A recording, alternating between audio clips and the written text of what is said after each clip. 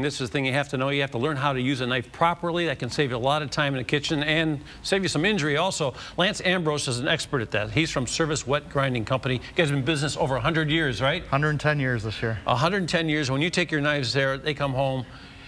They work better. They're sharp. You got to be careful with them, but there's probably less chance of injury than when they're sharper. A sharper knife, you're not pushing, and when you push a knife, that's how you get cut. It slides off of something and bam, hits you in the wrong spot. That's right. I see you brought some demonstrations here for us. Yeah, we're going to look at mostly the principle of how to cut, and it has to do with a knife is like a microscopic saw. And so first we're going to use a serrated knife because you see the saw type action. Right. And this is day-old hard French bread. You go to push on that, and it's really not going anywhere. You start sawing it, and it saws. Well, does that work nice? Real easy. And it then gives you a chance to be creative. You could cut very thinly. This is very hard bread. And then you make chips out of it. You could cut at an angle. You could toast that with olive oil, be nice. Rub it with garlic. And then you've got a healthy chip. And then you could cut it at an angle, and you get for like bruschetta or tapas. But the idea is that once you start slicing, your creativity could come out because you're able to do more with that edge. You can control it. You can control the edge. Yeah. This is something I can't control for beans. I mean, because they talk about slicing bread. Nothing's better than the best thing since sliced bread. They say that's because the knives aren't sharp enough to smash without smashing. The tomato is designed to withstand an 18-mile-an-hour impact.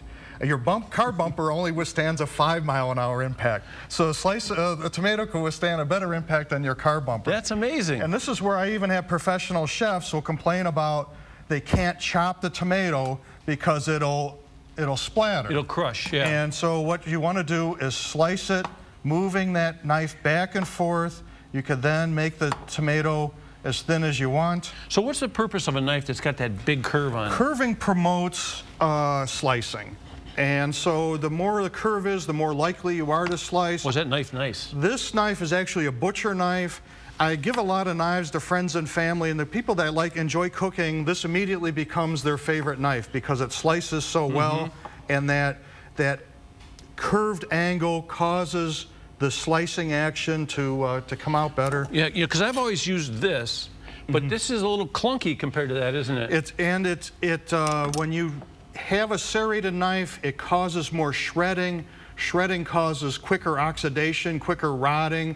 So if you prepare food early in the day, by the end of the day, if you shred it, it'll be browner. If you cut it cleanly, it'll stay fresher much longer. I noticed that with a lot of herbs. If you munch them up and abuse them, they turn brown and they look bad. Yes. So that's it, huh? Wow. So this is not a traditional kitchen knife. It's a butcher knife, but a lot of people I've given this knife to said it quickly becomes their favorite knife. That's amazing. How often do you have to sharpen a knife like that? You know, it depends how much you use it, and you always want to use a cutting board, but people that cook a lot, maybe once or twice a year is usually pretty good. If they take care of the knife, I would not put a knife in a dishwasher.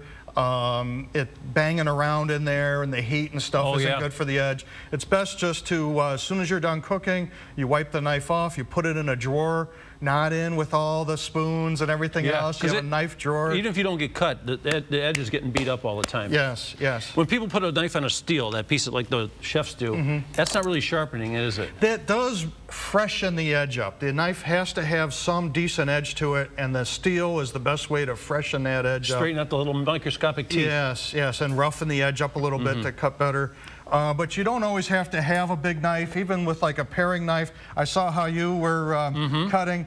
And here again, if you move this knife back and forth, it gives you much more control on how to you know, if you're making things that are delicate. I can show you how to stuff that pepper. Yes, I saw your segment. You did a great job moving that knife back and forth, allowing you to you know, control the edge. When you're moving that edge, you're controlling it. When you're just trying to push the edge through, no way. It doesn't cut, and this is how you get hurt. Yeah. Because you're pushing on it. It slips off.